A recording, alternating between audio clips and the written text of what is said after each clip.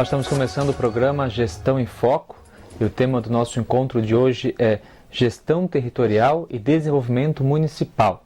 Teremos o apoio, o acompanhamento dos professores do curso de Administração Pública da ESAG, o professor Valério Turnes, da área de Planejamento. Obrigado, professor. Eu que agradeço a oportunidade. E a professora Emiliana Debetti, da área de Administração Municipal. Obrigado, professora. Obrigada também pela oportunidade.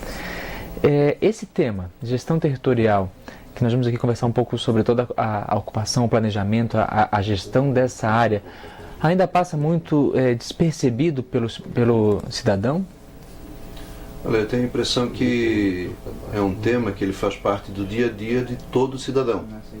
Acho que o grande problema é que a gente não consegue trazê-lo para uma discussão mais ampliada.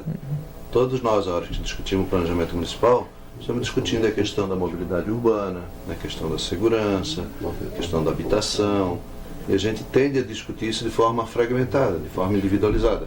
A cidade em si discute pouco esse tema. Esse é um problema sério, né, professora? Como a gente segmentou as discussões, o debate e não continua insistindo em não pensar o coletivo, o todo, o território para bem vivermos, né?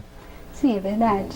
A maioria dos cidadãos e a própria equipe de gestão pensa, até em função dos próprios recursos do que dispõe, no seu problema, no seu município, e acaba deixando um pouco de lado essa questão da região metropolitana, da região conurbada, e acaba por passar que todos os problemas eles não são só do município, eles são da região onde está localizado, e que se houvesse uma junção de esforços, o problema podia ser melhor enfrentado. Esses problemas que o professor Valério se referiu, de mobilidade, de acessibilidade,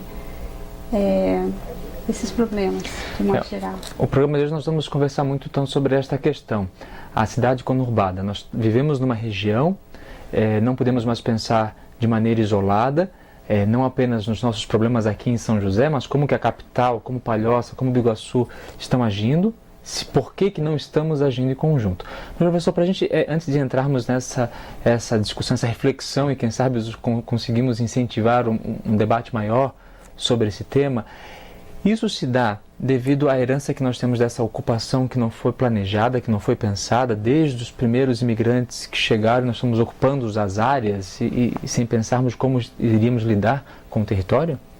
Olha, Caê, acho que nós temos que nos dar conta que o mundo mudou. Né? Nós vivemos num mundo que é um mundo que é orientado por novos conceitos, por novas práticas, por novos paradigmas. Há 100 anos atrás, ocupar, criar uma cidade, viver numa cidade tinha um sentido. Tinha um objetivo até, né? Tinha um objetivo. As relações entre as pessoas dentro daquele núcleo urbano e entre as cidades eram completamente diferentes das relações que nós vivenciamos hoje. Hoje as pessoas a vida das pessoas é constituída em diversas partes do espaço. Eu moro em São José, durmo em São José, trabalho em Florianópolis, estudo em Palhoça. Então a vida ficou mais complexa. E as cidades muitas vezes elas convivem ainda com a estrutura que é tradicional, que é arcaica, que não dão conta dessa complexidade. Esse eu acho que é o grande desafio que nós temos hoje para resolver o que nós chamamos de questão urbana, os grandes desafios da vida urbana. Mas os gestores não acompanharam essa mudança? Eu não digo aqui, até não estou fazendo a colocação de gestor como o culpado, o prefeito, enfim, né, o seu grupo de trabalho, mas a própria estrutura administrativa não acompanhou essa mudança, né? Não acompanhou. O que a gente vê é que houve uma inversão, né, toda a história de como que se deu a urbanização brasileira, como se deu a urbanização do território catarinense. A gente pode ver que há similaridade entre a urbanização brasileira e a catarinense. Então, se a gente for ver da década de 40 para a década de 90, a gente percebe que houve uma inversão do local de moradia das pessoas. As pessoas saíram do ambiente rural, foram para o ambiente urbano, e esse ambiente urbano ele não estava preparado para receber esse contingente de pessoas, né? E na nossa região, Santa Catarina, o que aconteceu? A gente tem algumas peculiaridades. As nossas cidades, em sua maioria, elas são pequenas cidades, né? São municípios pequenos com uma média, a grande maioria, 84%, tem em média até 20 mil habitantes e houve muita migração para os municípios litorâneos. E esses municípios também, eles não tinham uma estrutura. Né? Se a gente for pensar que na nossa região conurbada ainda tem outras peculiaridades. Por exemplo, são regiões de características açorianas, então as ruas são mais estreitas, né? Tem a questão do relevo, tem a atratividade para essas pessoas virem para essas regiões existe, só que não o poder público e a infraestrutura não acompanhou. Né? E como ele não acompanhou, os problemas se agravam e esse fenômeno continua, né? Esse fenômeno continua. Florianópolis, por exemplo, cada dia 15 pessoas diferentes vêm morar no município. Nossa, e isso muito não alto, né? Muito alto. E isso não é diferente na região conurbada. Sim, até São José tem uma taxa de ocupação altíssima. A densidade demográfica de São José, ela saltou nos últimos 10 anos de 1.550 mais ou menos para quase 1.800 pessoas por quilômetro quadrado. Nos últimos 10 anos a população de São José aumentou em mais de 30 mil pessoas. Ou seja, em 10 anos 39 mil pessoas vieram para São José. Essas 30 mil novas pessoas que nasceram aqui ou vieram de fora, elas demandam habitação, água, energia elétrica, melhores estradas, creche, né? E é um desafio muito grande para essas cidades dar conta dessa demanda. Né? Então, a região da Grande Florianópolis é uma região que ela é impactada de forma muito forte por essa migração, por essa por essa dinâmica de migração muito forte. Por quê? Porque nós somos talvez a região mais atrativa do estado. Né? E essa ocupação tão diversa, tão plural, ela de que maneira se materializa? O território ocupado por uma pluralidade de jeitos, né, de maneiras de lidar com a área, com o território, de comportamento, vamos dizer assim. E como fica essa pluralidade de ação, de maneira de explorar a área, de explorar o território, de se relacionar com o município, com a coisa pública? Como fica essa dicotomia de ocupação e administração, de gestão, de maneira de organizar a cidade, o urbano?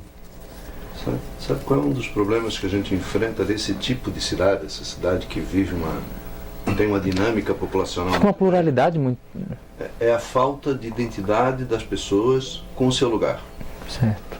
Então, a história mostra, né, se a gente olhar um pouco para o mundo, que grandes problemas em grandes cidades foram enfrentados pela participação da população, né, das pessoas, né, dos atores que atuam naquela cidade. Essa participação ela só se dá quando as pessoas se identificam com a sua cidade. Elas se reconhecem ali, elas se sentem pertencentes àquilo. Já não é mais o território, é o meu município, é o meu lugar, né? Eu vivo ali, eu tenho história ali, eu tenho cultura, então eu não vou deixar uma pessoa vir destruir a minha cidade ou tratar mal a minha cidade porque eu gosto dela, eu pertenço a ela. Numa cidade que muda numa velocidade muito grande, esse sentimento ele é muito frágil. E aí o compromisso das pessoas com o desenvolvimento da sua cidade, com pagar imposto, com cuidar da limpeza, com preservar a segurança, com cuidar do meio ambiente, esse compromisso também é muito frágil. Então esse é um conceito que a gente tem que também resgatar, porque senão a gente transfere para outros, né, a capacidade de consertar a cidade. É o prefeito que tem que resolver, eu não tenho nada com isso. Ou é o vereador que tem que resolver, ou é a polícia, ou é o professor dentro da sala de aula que tem que resolver, eu não tenho nada com isso.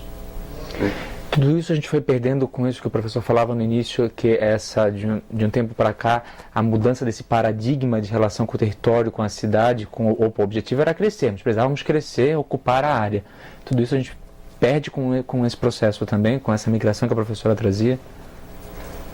Esse sentimento de pertencimento, ele acaba ficando frágil, como o professor se referiu. E é interessante a gente resgatar isso, por exemplo, na discussão do plano diretor. Como que é o plano diretor? O plano diretor é o instrumento básico de organização de qualquer município. Né? Então, municípios que têm mais de 20 mil habitantes, que estão em regiões metropolitanas ou em áreas de influência de equipamentos turísticos, eles devem ter um plano diretor que vai organizar o território. Mas para que haja esse sentimento de pertencimento, deve haver uma abertura para que as pessoas participem. Então, leituras comunitárias é o nome que se dá quando as pessoas participam, se fazem reuniões, associações de moradores se reúnem e discutem os seus bairros, né, a sua bacia hidrográfica, e eles levam aquelas sugestões, discutem entre si e podem levar aquelas sugestões para um núcleo gestor que depois levaria para o órgão de planejamento do município. Se houver esse tipo de relação, o sentimento de pertencimento pode aumentar e pode haver um maior interesse pelas discussões da cidade. É possível provocar então essa volta a esse sentimento de pertença? Porque parece muitas vezes que os movimentos comunitários, as associações, os conselhos de segurança têm perdido, não digo perder a força, mas perdem a participação, o envolvimento, esse senso de pertença, mas de alguma maneira ele pode ser provocado, ser retomado? Pode, em alguns municípios a gente tem visto que isso tem sido retomado, nem que seja aos pouquinhos. Sim. Porque hoje a vida é tão dinâmica, é tão corre-corre diário, que as pessoas às vezes não dispõem ou não querem dispor do seu tempo, porque geralmente essas reuniões são fora do horário de trabalho, né? Dispor do seu tempo para ainda discutir as questões da cidade, mas isso está acontecendo aos poucos em alguns municípios já. A gente já vai fazer um breve intervalo, mas antes de encerrar eu queria, se for possível, uma reflexão rápida nessa linha. Quando nós falamos, o professor falava o crescimento de São José nos últimos tempos e da nossa região como um todo, né? Nós não podemos medir como medir o grau de desenvolvimento da nossa região sem ficar preso a esse crescimento, a esse inchaço populacional. Olha, a própria palavra desenvolvimento ela é um desafio para a gente, né? Porque em muitos casos falar em desenvolvimento é tratar de subjetividade. Quer ser desenvolvido para um pode ser diferente daquilo que é ser desenvolvido para outro. Então tem determinadas pessoas que ainda usam uma visão mais tradicional que medem desenvolvimento pelo crescimento econômico. Então dizem, não, se eu estou construindo, se eu tenho um PIB elevado, meu município está se desenvolvendo, né? No Brasil essa é uma fórmula que não funcionou, né? O Brasil é uma das maiores economias do mundo e nós temos uma das maiores desigualdades sociais do mundo, exatamente porque a gente cresceu muito economicamente, mas a gente não distribuiu essa riqueza.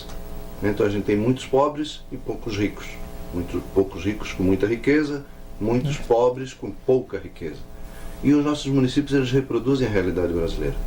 Então, o como medir desenvolvimento é uma opção política. Se o prefeito, se o gestor público, ele resolve adotar um conceito de desenvolvimento, na minha gestão eu vou implementar, eu vou pensar em desenvolvimento como sinônimo de crescimento econômico. Ele vai traçar uma estratégia para fazer isso. Ou não, eu vou medir desenvolvimento pela qualidade de vida do meu cidadão. E como é que eu meço qualidade de vida? Pelo nível de educação, de saúde, pela cultura, pelo lazer. Ele vai implementar uma outra estratégia de governo. Então, o falar de desenvolvimento remete a essa discussão anterior. Qual é o conceito de desenvolvimento que eu vou adotar? Quer ser desenvolvido para São José? Para os gestores? A população já disse para alguém como é que ela quer se ver daqui a 10 anos? Essa oportunidade foi dada para ela? Né? Foi dada para as organizações? Nós já temos uma foto do São José 2020. A partir do momento que a gente coloca essa discussão na rua, um pouco no sentido daquilo que a professora Emiliana colocou anteriormente, de criar as oportunidades, de fazer os pactos para que isso ocorra, a gente está começando a efetivar a discussão do desenvolvimento. Desenvolvimento é pensar a cidade, né? Exatamente, é pensar a cidade. Nós faremos um breve intervalo, voltamos em instantes, hoje discutindo gestão territorial e desenvolvimento municipal. No próximo bloco, já vamos começar a falar um pouco sobre a nossa região conurbada. Como será que nós estamos nos pensando em conjunto com os nossos municípios vizinhos? Voltamos em instantes.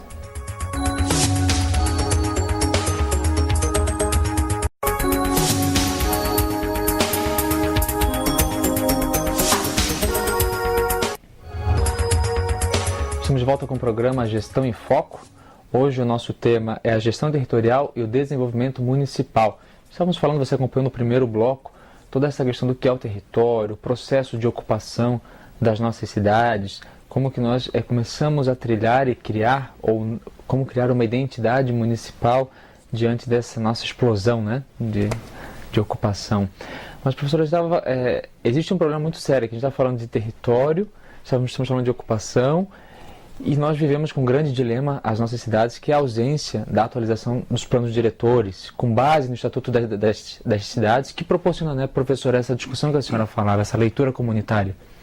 Exatamente. A maioria dos planos diretores, eles foram elaborados há mais de 15 anos, né? E pelo que diz o Estatuto da Cidade, os planos diretores eles devem ser revisados a cada 10 anos. E essa revisão, ela é importante para que haja toda uma estruturação da cidade, né, do município. O que os cidadãos, os gestores, eles querem para aquele município.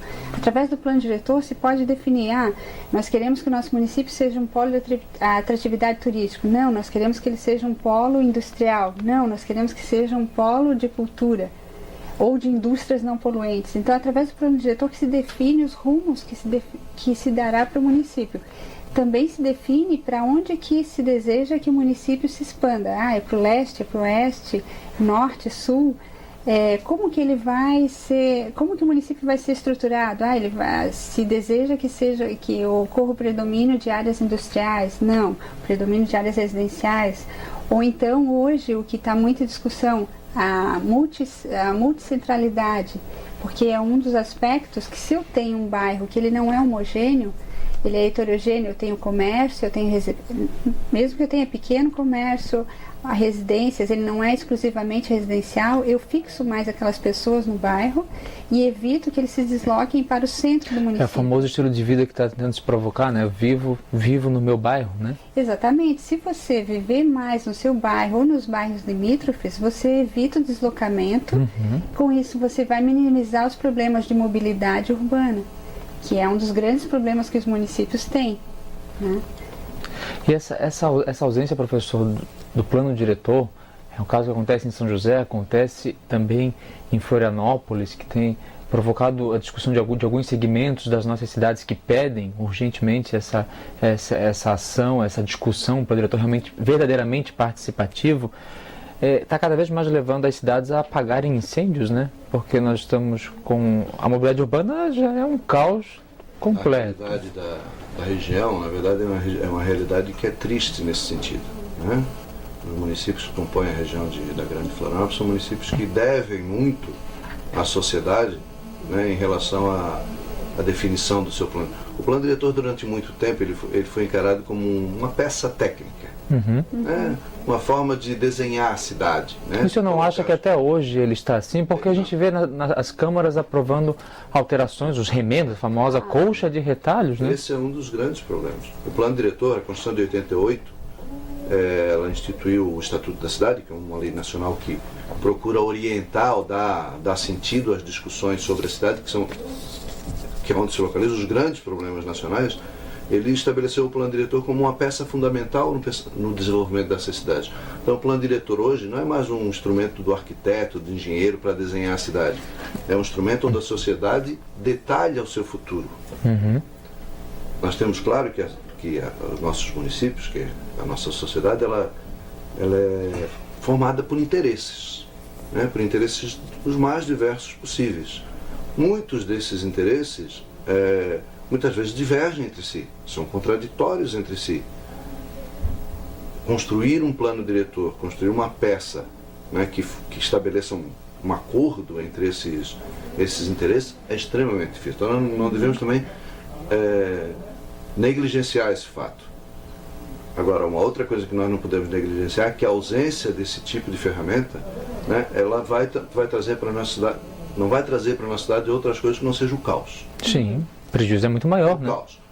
Hoje, se a gente imaginar que se eu passar aí 30 minutos por dia parado no congestionamento, se eu calculo isso no ano, professora Emiliana, vai dar o quê? 7, 8 dias parados. 7 dias e meio parados.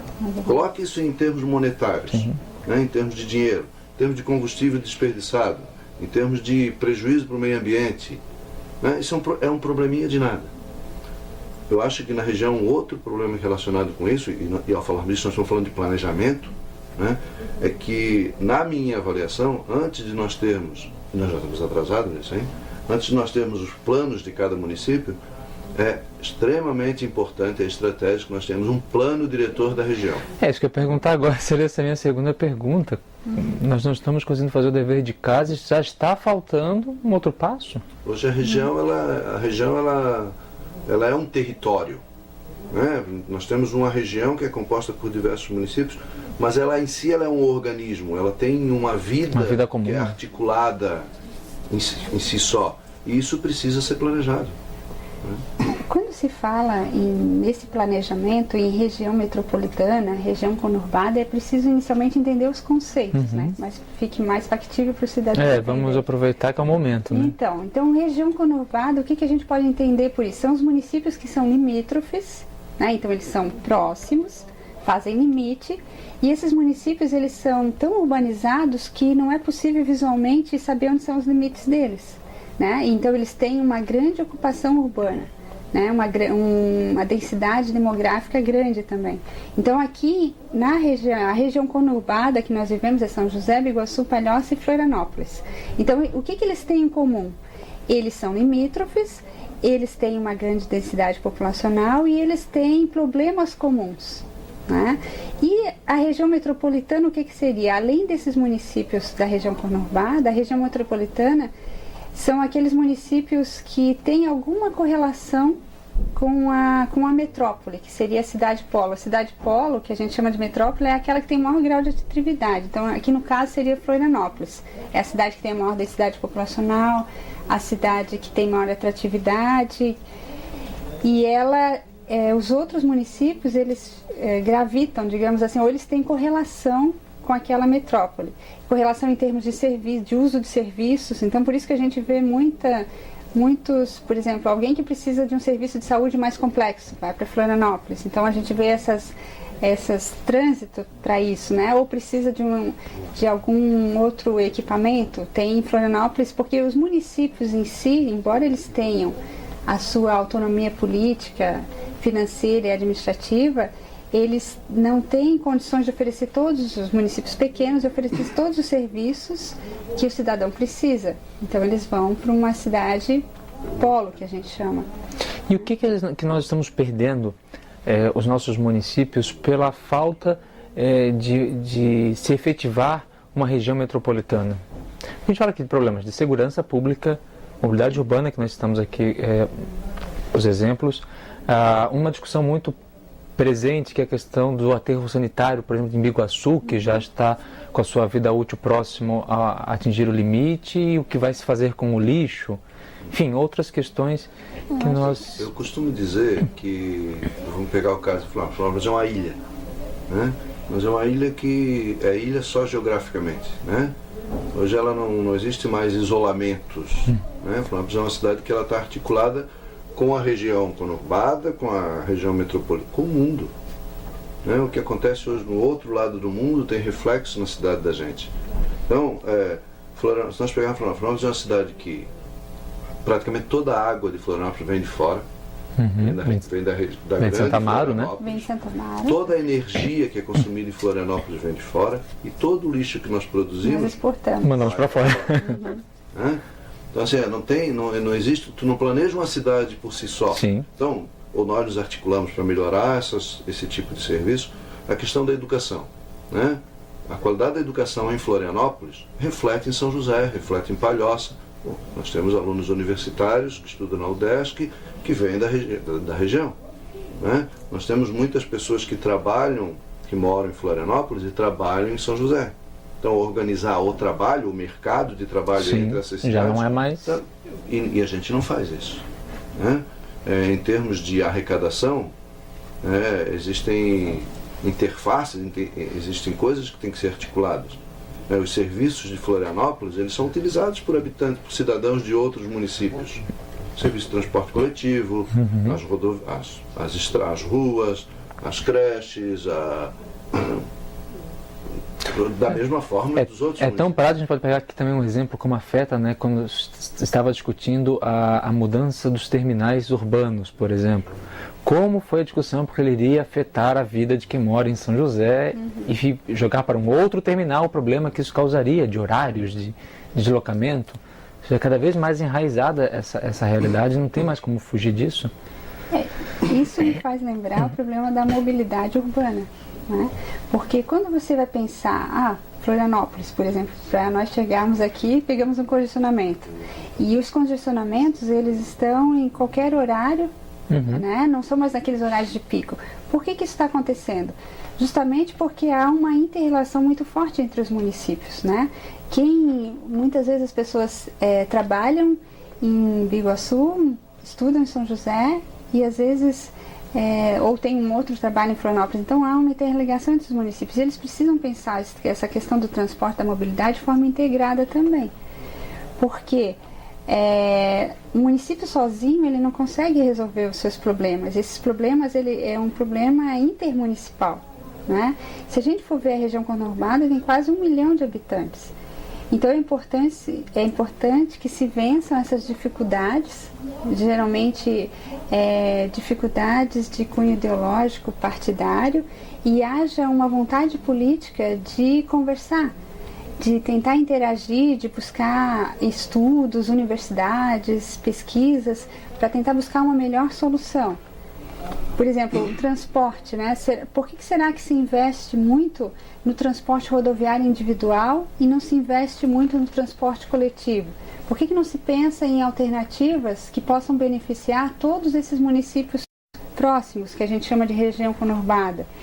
Será que não seria interessante se adotar um sistema, por exemplo, o BRT, que é um transporte rápido, com ônibus grandes, articulados, e até se está cogitando isso agora. Mas o que adianta apenas Florianópolis aplicar o BRT se as outras cidades não vão... Exatamente, mas o importante também não é adotar só um único modal. Um modal, né?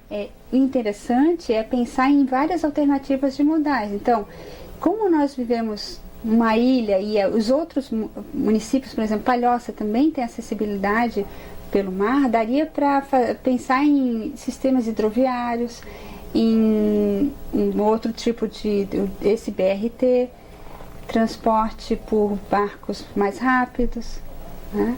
Antes de nós já vamos encerrar e no próximo bloco voltar a nossa conversa sobre a nossa região, sobre que ação é possível para encontrarmos soluções em comum. Nós vamos falar de consórcios com certeza daqui a pouco, né? Quem deve incentivar esta ação? Devemos esperar pelos prefeitos entrarem num acordo ou deve vir o incentivo do governo estadual e federal que poderão transmitir, repassar recursos para os consórcios? Olha, eu tenho a visão que vai num outro sentido, né? Eu acho que quem deve estimular isso é a sociedade, né? Na verdade, nós temos mecanismos legais, a gente tem exemplos de coisas interessantes que acontecem pelo Brasil.